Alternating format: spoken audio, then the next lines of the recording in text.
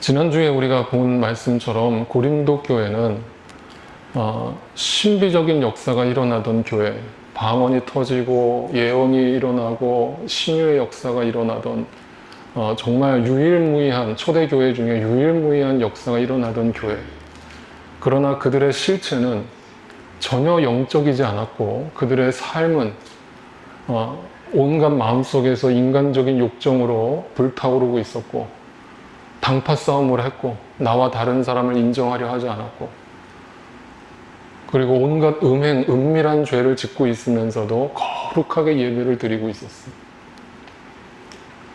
사도 바울은 하나님이 아니지만 사도였던 사도 바울의 귀에 그 은밀한 죄의 소식까지 들려왔고 그런데도 그걸 알고 있는 고린도 교인들은 서로 성도들끼리 쉬쉬하면서 온갖 음행한 죄가 교회 안에서 벌어지고 있는데 쉬쉬하면서 야 덮어줘 그게 은혜야 그게 용서야 그 얘기를 들은 사도 바울이 발끈해서 어떻게 거룩한 그리스도인의 모임인 교회가 이 세상의 더러운 죄악들과 같이 할 수 있느냐라면서 그들을 당장 내쫓으라고 강경하게 외칩니다. 오늘날 그래서 교회 안에도 마찬가지로 7이라고 하는 방식이 있고 성도로서의 품위와 크리스찬으로서의 덕을 갖추지 못한 행위를 했을 때는 성경에 기록된 온갖 윤리도덕적인 죄를 범했을 때는 거기에 대해서 반드시 교회는 7일을 하게 되어 있습니다. 그건 목사도 예외가 아니고 장로도 예외가 아니고 어떤 직분자도 예외가 아닙니다. 오늘 그 얘기를 좀 더 디테일하게 해볼 겁니다. 왜 이렇게까지 이야기를 하는가? 사도 바울은 서신을 쓸 때마다 항상 이걸 강조하는데 이렇게 얘기를 합니다. 에베소서를 한번 봅시다. 우리가 공부를 했었습니다만 에베소서 4장에 보면 이런 말씀이 있어요. 나는 주님 안에서 간곡히 권고합니다. 간곡히 부탁합니다. 성도 여러분, 이제부터 여러분은 이방 사람들, 안 믿는 사람들이 허망한 생각으로 살아가는 것과 같이 살아가지 마십시오. 여러분은 홍해를 건넜어요. 출애굽을 했습니다. 약속의 땅을 향해서 가는 사람들이에요. 그런데 어떻게 여전히 양다리 신앙을 할 수가 있어요? 어떻게 한쪽은 세상에 걸치고 한쪽은 교회에 걸쳐서 교회 예배당만 나가면 세상 사람인지 믿는 사람인지 구분이 안 갈 정도의 행동을 하면서 온갖 입에는 욕설과 남을 비방하는 말과 뒷담화를 늘어놓고 마음속에 온갖 세상의 욕망과 욕정으로 가득 차 있고 분명히 말합니다. 여러분 그렇게 살 수 없어요. 크리스천. 그들은 자기들 속의 무지와 자기들의 마음의 완고함 때문에 지각이 어두워져 있고 하나님의 생명에서 떠나 있습니다. 여러분 이거 믿지 않는 자들을 얘기하는 게 아니에요. 믿는 자들을 향해서 얘기하는 거예요. 교회 안에 있는 사람들을 향해서 얘기하는 거예요. 그럴 수 없다는 거예요. 여러분 사도 바울이 이렇게 얘기하는 이유가 뭐겠어요? 교회 안에 이런 사람들이 있다는 거예요? 없다는 거예요? 있다는 거예요? 없다는 거예요? 있다는 거예요. 교회 안에 몸만 디디고 있지 그의 삶의 자세와 삶의 모든 가치관은 여전히 믿지 않는 사람처럼 살아가요. 그러니까 간곡히 부탁한데 제발 그렇게 살지 말라고. 그거 크리스천 아니라고. 왜 오늘날 교회가 이렇게 세상 사람들한테 손가락질을 받고 개독교라는 소리를 들어야 되냐고. 왜? 자기 사업터의 사장이 교회 장로인데 온갖 부조리와 편법은 다 동원하고 밑에 일하는 직원들 월급 제대로 올려주지도 않고 제대로 월급도 지급 안 하고 온갖 힘든 일은 다 시키고 그런데 교회 주일날 성경책 끼고 교회 가요. 그걸 밑에서 일하는 안 믿는 사람들이 보면 무슨 얘기를 하겠어요? 저 개독교. 개독교는 이 땅에서 없어져야 돼. 저 위선자들. 거짓말쟁이들. 사도 바울은 간곡히 부탁합니다. 제발 그렇게 살지 맙시다. 그러면서 무슨 얘기를 하는 줄 아세요? 이렇게 얘기합니다.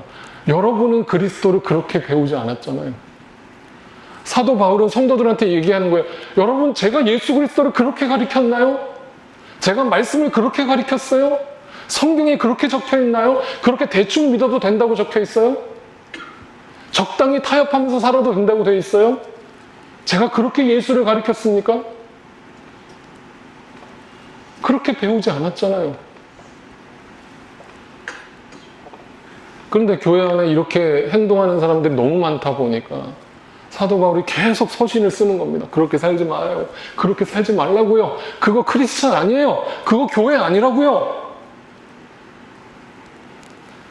여러분, 우리가 제가 지금까지 9년 동안 개척하고 9년 동안 수도 없이 이것에 대해서 설교했지만 여러분, 그렇게 배우지 않았다라는 이 사도 바울의 말씀을 그대로 인용해서 여러분, 제가 어떻게 여러분을 가르쳤는지 다시 한번 리마인드 합시다. 성경의 진리는 이겁니다. 여러분, 이 세상이 있죠. 우리는 다 세상 속에 살았습니다. 세상과 버타며 살았습니다. 아무런 가책 없이, 양심의 가책 없이 그 속에서 죽은지도 모르고 살았어요. 그런데 어느 날 예수 그리스도를 만났어요. 그 주님이 나를 세상 속에서 불러내셨어요. 그걸 뭐라고 불러요? 그거를 소명이라고 해요. The call, calling. 많은 분들이 헷갈리는 게 어떤 분들이 이래요. 목사님, 제 이번에 신학교 갑니다. 아, 그러세요? 제 소명 받았어요. 예? 제가 그래요. 그게 소명이에요? 아, 그 소명 아닌데요? 하나님이 콜링했다라는 것은 무슨 신학교 사역자가 되겠다는 게 소명 아니에요.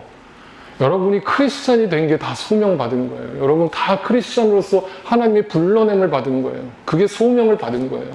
하나님이 콜링을 하셨다고요. 세상 속에 있는 나를.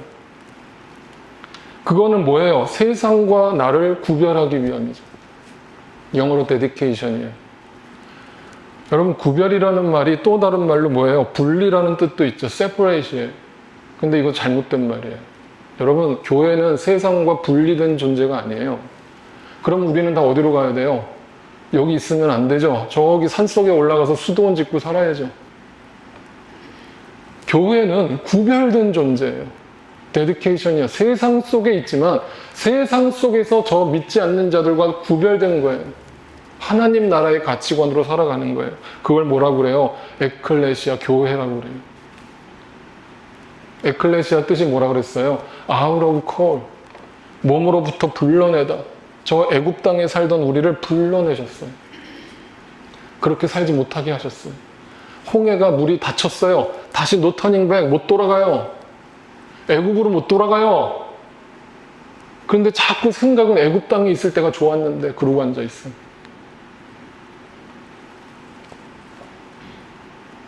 그러면 그게 끝이 아니에요. 여기서 교회가 끝이에요? 아니에요. 교회는 다시 어디로 가야 돼요? 세상 속으로 들어가요. 구별된 사람만 세상 속에 들어가서 빛과 소금이 될 수 있어요. 그걸 뭐라고 그래요? 사명이라고 해요. 그러면 여러분, 목회자만 사명을 받은 거예요? 네? 네? 전도사님들만 사명을 받은 거예요? 아니에요. 그 부르심을 받은 모든 크리스찬들은 다 사명을 받았어요. 무슨 사명이요? 빛과 소금으로 살아야 되는 사명. 복음을 땅끝까지 전해야 되는 사명. 하나님을 사랑하고 내 이웃을 내 몸과 같이 사랑하려는 사명. 그런데 그 사명을 교회가 세상 속에서 실천하지 못하고, 교회가 교회답지 못하고 흔들리는 이유, 여러분의 신앙이 흔들리는 이유 한 가지예요. 그 사명이 없어서가 아니라 아직 구별되지 않았기 때문에. 제가 여러분 분명히 말해요. 믿는 척하지 말라고요. 교회 안에 오늘날 교회 안이 오늘날 선교지가 돼버렸어요. 특히 대형교회로 갈수록 그게 더 심각해요. 거의 50%는 제가 볼 때 그냥 교회 다니는 거예요. 교회 마당만 밟는 거예요. 얘기를 들어보면 도대체 이 사람은 무슨 얘기를 하나? 신앙생활 꽤 오래 했대요. 20-30년 했대요. 저한테 상담을 하러 와서 막 성경의 이야기를 물어봐요. 근데 그 물어보는 수준이 주일학교 학생들도 그렇게 묻진 않을 거예요. 20-30년 동안 뭐 한 거예요? 예수 안 믿은 거예요. 여러분, 예수를 어떻게 믿어요? 어떻게 믿습니까? 신비적으로 예수님이 나타나서 여러분한테 보여줘요? 예수님을 어떻게 믿어요? 성경이 우리에게 왜 주어지는 이유가 뭐예요? 성경에 예수 그리스도에 대해서 하나님에 대해서 자세하게 기록하고 있죠. 그러니까 성경이 주어진 목적이 뭐예요? 구원을 받게 하는 통로로서 성경을 주신 거죠. 성경을 모르면 예수를 믿는다는 건 거짓말이에요. 거짓말이에요. 왜? 성경을 모르면 하나님을 모르고 하나님을 모르는데 어떻게 하나님을 믿어요? 근데 교회를 20, 30년 다녀도 성경 한번 제대로 읽어본 적이 없고 공부해 본 적이 없어요. 그냥 주일날 목사님 설교 듣는 게 전부예요. 그래놓고 나 예수 믿는데요. 미치고 팔짱 뛰는 거예요, 저는. 도대체 뭘 믿는 거예요?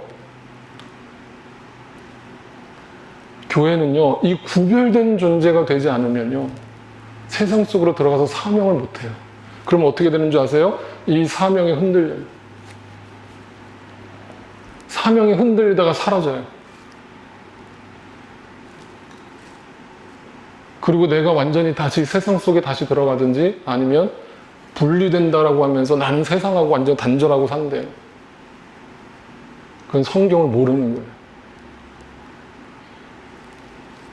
분명히 말합니다. 구별돼야 돼요.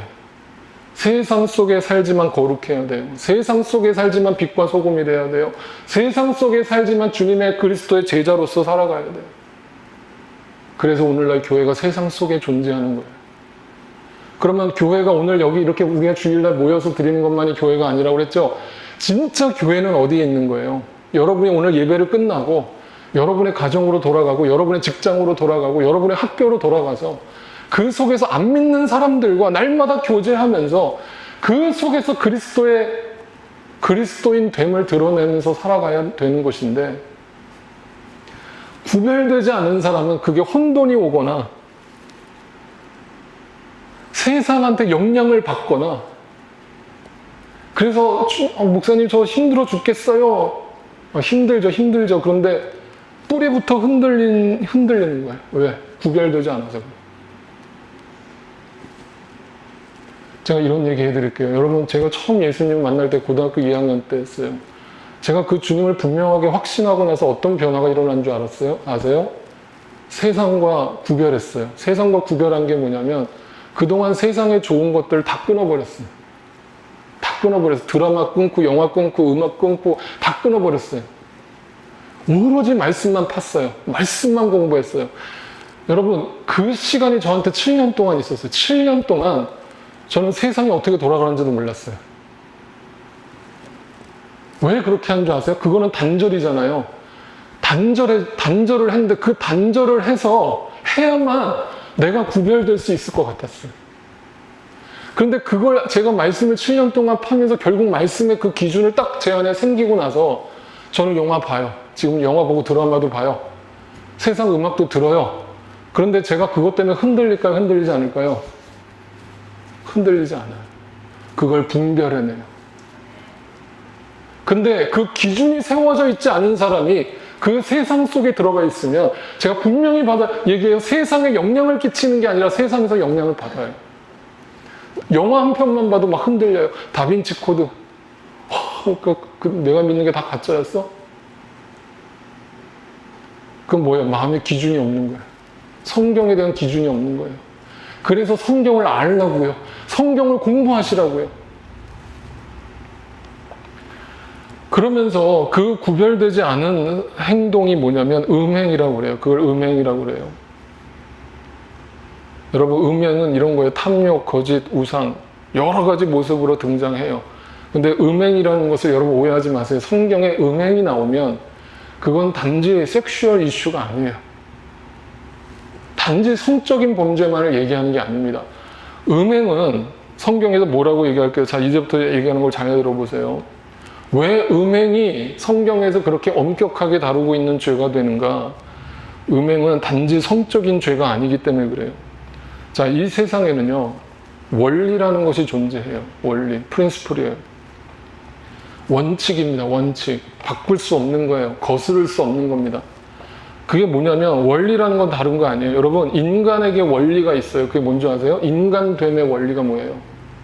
인간의 인간됨의 원리가 있어요. 그걸 윤리라고 해요. 에틱이에요. 그게 모럴이에요. 도덕이에요. 인간이 인간다워진다는 것은 윤리적 인간이 된다는 뜻이죠. 남한테 해를 끼치지 않고 이기적 인간으로 살지 않는 거예요. 두 번째, 물질에도 원리가 있어요.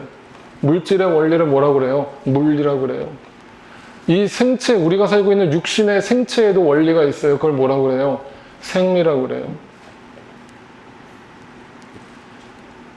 여러분, 그러면 이 원리를 누가 만드셨겠어요? 누가 만드셨겠어요? 하나님이 만드신 거예요. 그러면 우리가 하나님을 믿는다는 것은 이 하나님의 창조의 질서를 따라서 그 창조의 원리대로 살아가는 걸 뜻해요. 그러면 똑같아요. 여러분, 오늘날 동성애가 또 왜 이슈가 되고 왜 이렇게 화제가 되고 문제가 됩니까? 동성애는 다른 게 아니에요. 단지 성적인 범죄이기 때문에 기독교에서 난리를 치는 게 아니에요. 창조의 원리가 있거든요. 남자와 여자를 하나님이 창조하신 목적이 있거든요. 근데 그 목적의 원리를 거스르는 거예요. 네. 그러니까 뭐예요? 그게 죄예요. 그러니까 하나님을 거부하는 게 단지 동성애가 성적인 범죄가 아니라 그 마음의 바탕은 하나님을 거부하는 거예요. 나는 그 원리대로 살지 않겠다는 거예요. 그런데 그 원리대로 사는 사람들은 뭐라고 그러냐면 순리대로 사는 거예요. 순리. 물이 흘러가는 대로 가는 거예요. 하나님이 원하시는 그 원리대로 사는 거예요. 그런데 그걸 거스르려고 하는 것들을 뭐라고 그래요? 영리라고 그래요. 영리. 그게 죄예요. 그러면 여러분 분명히 기억하세요. 여러분의 삶이, 신앙이 성령 충만하지 않고 하나님의 말씀으로 충만하지 않는 이유는 한 가지예요. 하나님의 말씀의 원리가 있거든요. 그 원리를 알지도 못하고 그 말씀을 알면서도 모른 척하고 거부하기 때문이에요. 그러면 영적 타락이 오거나 영적 침체가 와요.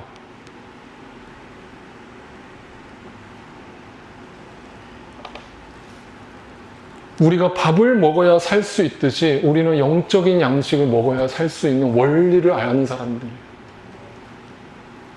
근데 그 원리를 거부하면 100% 장담 나가는데 여러분 그냥 껍데기로 신앙생활 하는 거예요.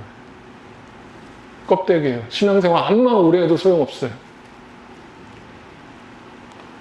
자, 그래서 성경은 뭐라고 얘기하는가? 요한계시록의 그 음행을 갖다가 이렇게 지적하죠. 요한계시록 17장이에요. 또 7 대접을 가진 7 천사 중에 하나가 와서 내게 말하여 이르되 이리로 오라. 많은 물 위에 앉은 큰 음녀 그리고 받을 심판을 내게 보리라. 땅의 임금들도 그와 더불어 음행하였고 땅에 사는 자들도 그 음행의 포도주를 취하였다. 자, 뭐야, 이게 성적인 죄를 졌다 이 말이에요? 단지 동성애자들을 지적하고 있는 거예요? 아니에요. 근본적으로 그 하나님의 창조의 원리를 거부하고 말씀의 원리를 거부하고 영적 간음자가 되어버립니다. 자, 이걸 더 구체적으로 설명할게요. 에베소서의 5장에 보면 아내들이여 남편들이여 이렇게 하는 얘기 나오죠. 아내들이여 자기 남편에게 복종하기를 주께 하듯 하라. 이 얘기를 들으니까 또 목사님, 저는 성경 말씀 다른 건 다 믿겠는데 이 말씀은 거북스러워요. 왜 남편에게 복종하라는 거예요? 이 말도 안 듣는 남편. 그 뜻 아니에요. 성경을 문자적으로 보지 마세요. 또 남편들아, 아내 사랑하기를 그리스도께서 교회를 사랑하시고 교회를 위하여 자신을 주심같이 하라 그러니까 또 남편보다 저는 와이프는 그렇게까지 사랑을 못하는데요. 그 뜻 아니고요. 그 이유를 사도 바울이 해석을 해주잖아요. 끝까지 보라고요. 그래서 성경을 구절로 보지 마시고요. 끝까지 읽어보라고요. 그 밑에 해석을 했어요. 이렇게 해죠. 이 비밀이 크도다. 나는 그리스도와 교회에 대하여 말하노라. 그러면 그리스도는 누구예요? 누구예요? 남편이에요. 신랑이에요. 교회는 누구예요? 신부예요. 아내들이에요. 이 비밀이 크대요. 그러니까 우리는 주님과 결혼을 해서 약혼을 해서 주님 다시 오시는 날에 혼인잔치를 해야 되는데 신부가 신랑을 기다리다가 신랑이 하도 안 오니까 한눈을 판 거예요.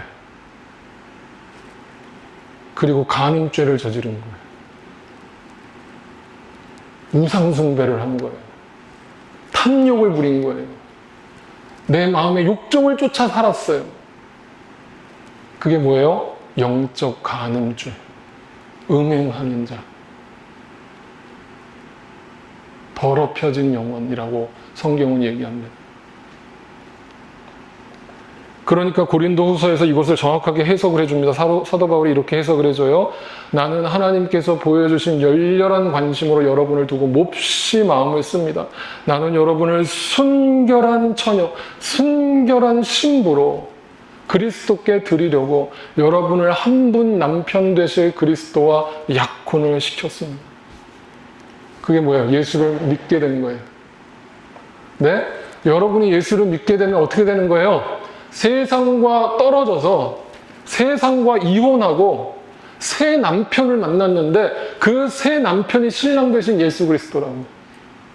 근데 새 남편을 만난 그 사람이 다시 옛 남편을 가서 간음죄를 저지르고 있는 거예요. 그럴 수 없다는 얘기를 하는 거예요. 그래서 뭐라고 얘기하는가? 3절 보세요. 그러나 내가 두려워하는 것은 뱀이 사탄이 그 간사한 꾀로 하와를 속인 것과 같이 여러분의 생각이 부패해서 여러분이 그리스도께 대한 진실함과 순결함을 저버리게 되지 않을까 염려하는 것입니다.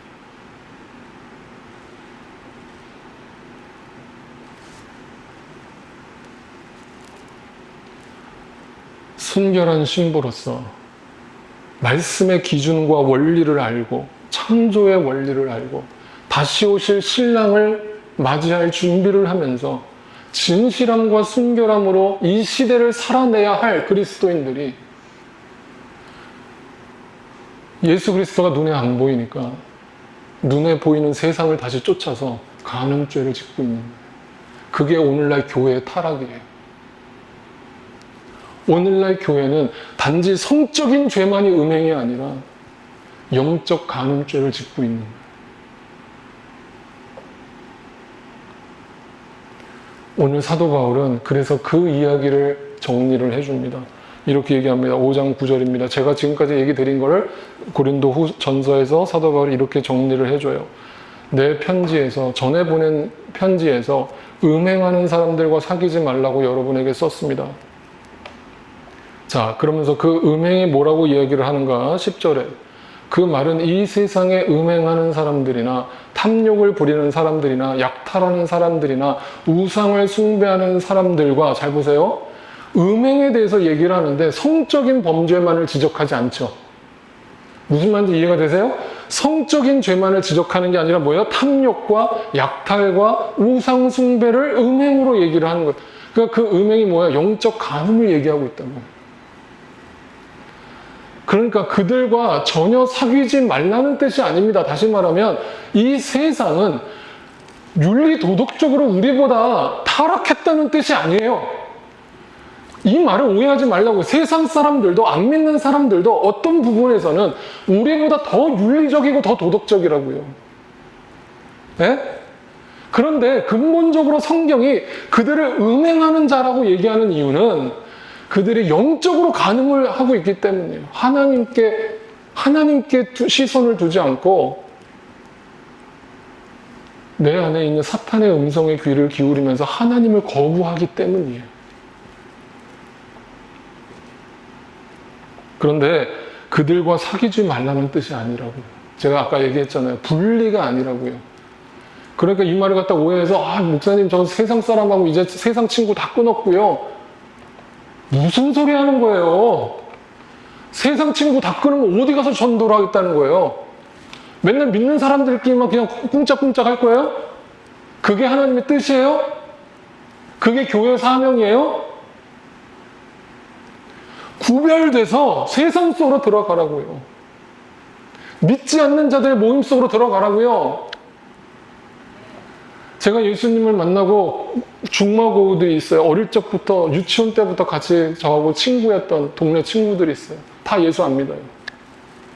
제가 그 친구들하고 7년 동안 끊었다가 다시 만났어요. 그럼 그 친구들 만나면 그냥 맨날 술 파티하고 막 그래요. 거북스럽지만 그 안에 들어가서 저는 콜라 마시면서 안주 열심히 먹었어요. 친구들이 싫어해요. 안주 축낸다고. 그러면서 저한테 유혹해요. 야, 네가 신학교 다녀도 야, 술 한잔 해도 죽는 죄 아니잖아. 야, 한잔 해. 형사는 그러지 말고 한잔 해. 야, 우리끼리인데 어때? 우리 모른 척 할게. 저 계속 콜라 마시다 사이다 마시다 번갈아 가면서 마셨어. 친구들이 처음에는 저 융통성도 없는 인간, 저 인간 고지식해. 근데요, 그 친구들이요, 힘들 때 어려울 때 지금도 저하고, 제가 16년 됐거든요, 그 친구하고 물리적으로 떨어진 지. 지금도 연락이 와요, 저한테. 기도해달래요. 예수 안 믿어요. 힘든 일이 있대요. 제 마음이 힘들대요. 자꾸 저한테 연락 와요. 왜 그런 줄 아세요? 제가 그들하고 구별했기 때문이에요. 겉으로는 술 한잔 하지만 만약 제가 거기서 술 한잔하고 그래 술 한잔 먹는다고 지옥 가는 거 아니지 하면서 그들과 같이 맥주 마시고 어울렸다면 그들은 그래 융통성이 있어야지 사람이 하고 그 자리에서는 저를 칭찬할지 몰라요. 근데 분명히 기억하세요. 뒤로 가서는 야, 예수 믿는 거 똑같아. 예수 믿는 것도 똑같아. 똑같이 술 먹고 뭐 갈 때 다 가던데 뭐. 융통성이 있다고 칭찬하던 그들이 뒤에 가서 욕해요. 구별되지 않으면 세상 사람들한테 지탄을 받아요. 손가락질을 받아요. 11절에 이렇게 얘기합니다. 사도 바울이 그러면 어떻게 해야 된다고 얘기를 하냐. 왜 이렇게까지 사도 바울이 세게 얘기를 하느냐. 안 믿는 사람들은 어차피 그렇게 영적으로 간음죄를 짓고 살아가는 거 우리가 몰랐니? 하루 이틀이니? 그런데 적어도 교회 안에 들어와 있는 사람들은 우리가 그걸 알았으면 그걸 모른 척할 수 없잖아. 그러면서 이렇게 얘기하는 거예요. 그러나 이제 내가 여러분에게 사귀지 말라고 쓰는 이유는 신도라고 하는 어떤 사람이, 자칭 크리스찬이라고 하는 사람이 구별되지 않고 온갖 탐욕과 우상숭배와 사람을 중상하는 사람이거나 술 취하는 사람이거나 약탈하는 사람이라면 그 마음속에 영적 간음죄를 짓고서도 아무런 가책이 없다면 그런 사람하고는 먹지도 마세요. 교회에서 분명히 내쫓으세요. 그거는 그 영혼을 지옥에 보내기 위함이 아니라 그에게 회개를 촉구함으로 그의 영혼을 살리기 위함이에요. 그게 교회를 지키는 길이기도 해요. 그래서 분명히 사도 바울이 얘기해요. 밖에 있는 사람들, 안 믿는 사람들이 영적 간음죄를 짓고 살아가는 것은 그 심판하는 것이 우리에게 무슨 상관이 있습니까? 그건 우리 몫이 아니에요. 그건 하나님 몫입니다. 그런데 진짜 심판해야 될 사람은 안에 있는 사람들이에요. 교회 안에 있는 사람들한테는 엄격한 잣대를 들이대세요. 절대 그냥 넘어가지 마세요. 대충 믿어도 된다고 가르치지 마세요. 신앙 안에서 죽고 사는 문제는 대충이란 없어요. 그래서 밖에 있는 사람들은 하나님께서 심판하실 것이니까 여러분은 그 악한 사람들 여러분 가운데서 내쫓으세요. 이거 쉽게 정리해드리면 이거예요. 외유내강. 바깥에 안 믿는 자들에게는 늘 그리스도의 사랑으로 너그럽게 대하세요. 그들 모임 속에 들어가세요. 사랑을 실천하세요. 여러분을 통해 그리스도를 보여주세요. 그런데 교회 안에 있을 때는 여러분이 신자라면 대충 믿는 거 허락 안 돼요. 대충 믿는 건 없어요. 믿든지 안 믿든지예요. 여러분, 제가 분명히 기억해요. 교회 안에 들어와 있는데도 믿어지지 않는 사람들이 있어요. 믿어지지 않는 사람들이 있어요. 그러면 그 이유가 뭘까요? 이거예요. 요한복음 8장 47절이에요. 하나님에게서 난 사람은 하나님의 말씀을 듣게 돼 있어요. 그런데 여러분이 하나님 말씀을 듣지 않는 이유는 하나님에게서 태어나지 않았기 때문이에요. 근데 이거를 교회가 알려줘야 되는데 이걸 알려주지 않고 그냥 교회만 나와도 땡큐래요.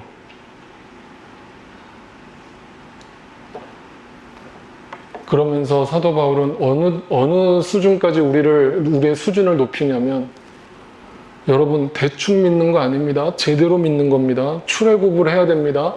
아무리 광야가 힘들어도 훈련을 받고 연단을 받아서 그 광야를 믿음으로 통과하세요. 그리고 여러분은 사명을 가지세요. 그리고 다시 세상 속으로 들어가세요. 그래서 그 세상 속에서 빛과 소금이 되세요.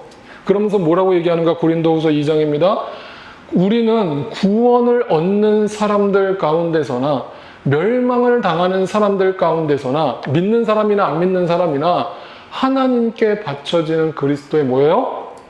향기. 냄새라고 표현하지 않았고 향기라고 표현했어요. 좋은 거예요? 나쁜 거예요? 좋은 거예요. 크리스찬이 믿지 않는 자들 모임 속에 들어가면 향기가 나야 돼. 사랑이 넘쳐야 돼. 그러나 멸망을 당하는 사람들에게는 죽음에 이르게 하는 죽음의 향기예요? 죽음의 냄새예요? 냄새가 나요. 여러분, 이거를 제가 이렇게 해석해 드릴게요. 여러분, 오늘날은 조화를 참 기가 막히게 잘 만들잖아요. 그죠? 저 요즘에 와이프는 자꾸 생화를 사려고 그러고 저는 그게 오래 못 가니까 조화를 사고 싶거든요. 오래 가니까. 가만 내비둬도 이쁘잖아요. 그런데 여러분, 조화와 생화의 차이를 느끼세요?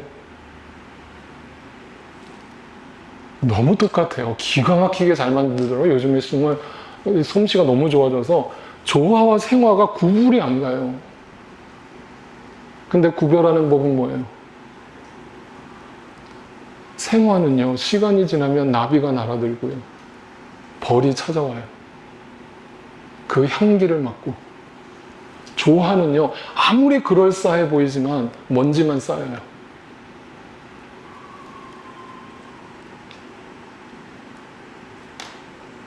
예수를 조화로서 믿는 거는 가짜예요.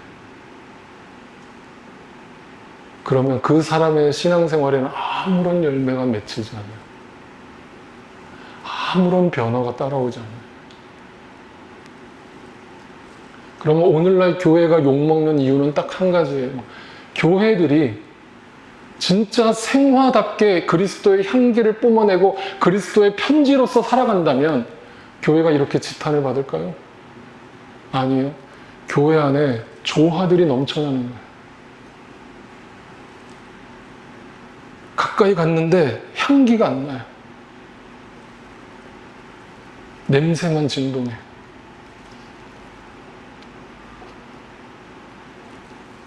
교회는 교회다워야 하고, 교회는 구별되어야 하고, 크리스천은 크리스천다워야 해요. 그럴 때 우리를 통해서 우리가 주님의 복음을 전달하는 쇼윈도가 되어서 믿지 않는 자들이 우리의 삶을 보고 예수 그리스도를 보게 되는 거예요. 정리합니다. 교회는 세상과 분리된 게 아니라 구별된 것입니다. 구별되어야 합니다. 구별되지 않으면 세상의 빛과 소금으로 살아간다는 사명은 희미해집니다. 두 번째, 음행이란 단지 성적인 범죄를 얘기하는 게 아니라 세상과 구별되지 않은 자들의 영리고 그 열매예요. 고로 교회는 순결한 신부로서 세상에 보내는 그리스도의 향기이자 편지예요. 빛과 소금이에요. 그러므로 여러분, 영성 자꾸 그렇게 얘기를 하는데, 저 사람 참 영성이 있어. 영성이 뭐예요? 도대체 뭐가 영성이에요? 신비적인 역사가 일어나게 하는 사람이 영성이 깊은 거예요? 말씀 달달달 외우고 다니면 영성이 깊은 거예요? 아니에요. 영성은 영어로 spirituality라고 하잖아요. spirituality가 두 개 단어가 합쳐진 단어예요. spirit, 영, actuality. 영과 실제. 영적인 걸 알았다면 내 삶이 변해야 돼. 영을 알았다면 영에 의한 행동이 나와야 돼요. 열매가 맺혀야 돼요. 원리대로 살아가야 돼요. 그 자가 영성 있는 사람이에요.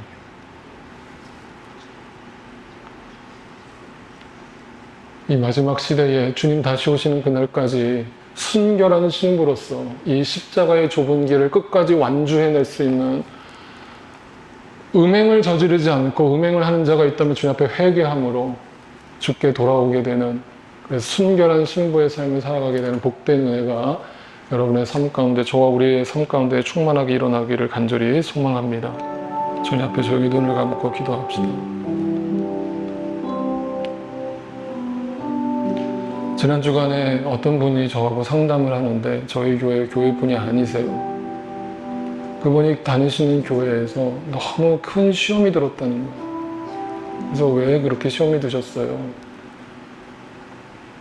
교회에서 이번에 직분을 받게 됐는데 권사 직분을 받게 되면서 권사 직분을 받는 가이드라고 하면서 목사님이 레러 용지 하나를 주시더래요.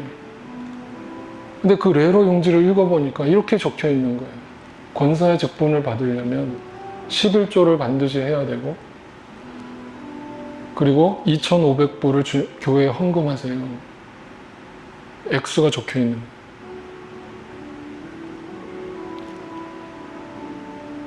그걸 보고 너무 이해가 안 가고, 어떻게 하나님이 우리에게 돈을 요구하세요? 직분을 주는데? 그게 직분이에요? 그러면 그 돈을 주고 그 직분을 받는 사람은 엄격하게 말하면 그 직분을 돈 주고 사는 거 아니에요? 제가 분명히 얘기했어요. 그거 가짜라고. 교회라면 절대 그런 짓 못한다고. 세상에서 불러냄을 받은 자, 구별된 자가 어떻게 이 세상 황제의 논리를 따라가고, 어떻게 돈이 우상이 되어서 돈으로 직분을 사고 팔아요. 과연 그 교회가 그리스도의 향기로서 이 세상 믿지 않는 자들에게 그리스도를 보여줄 수 있을까요? 어떻게 복음을 외칠까요? 부끄러워서. 교회를 지금 제가 얘기했지만 여러분 각자의 삶을 돌아다봅시다. 여전히 세상에서 살던 옛 습관, 그걸 아직까지도 청산하지 못하고 살고 있습니까? 양다리 걸치고 있습니까? 끊어내세요. 주님이 여러분을 부르십니다. 소명입니다. 에클레시아입니다.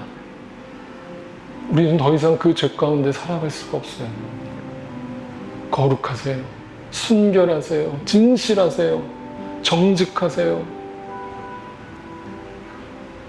그 열매로서 진짜 영성을 갖춰서 그 영성의 구별됨으로 세상 믿지 않는 자들에게 칭송을 받으세요. 그래, 너처럼 예수를 믿으면 나도 믿을게. 야, 너네 같은 교회가 있으면 나도 교회 다닐게. 근데 그동안 내가 갔던 교회들은 전혀 그렇지 않았어.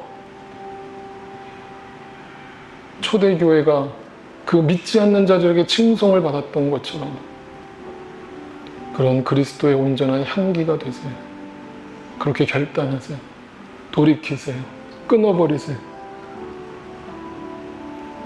그럴 때 분명히 주님께서 오늘도 우리를 사용하셔서 나를 먼저 부르신 이유, 내 가족 중에 아직도 믿지 않는 자들이 있다면 그들을 나를 통해서 부르기 위함이고, 내 주변에 아직도 불신자들이 많다면 그들을 나를 통해서 부르기 위함임을 잊지 않고 그들에게 가까이 다가가는 거예요.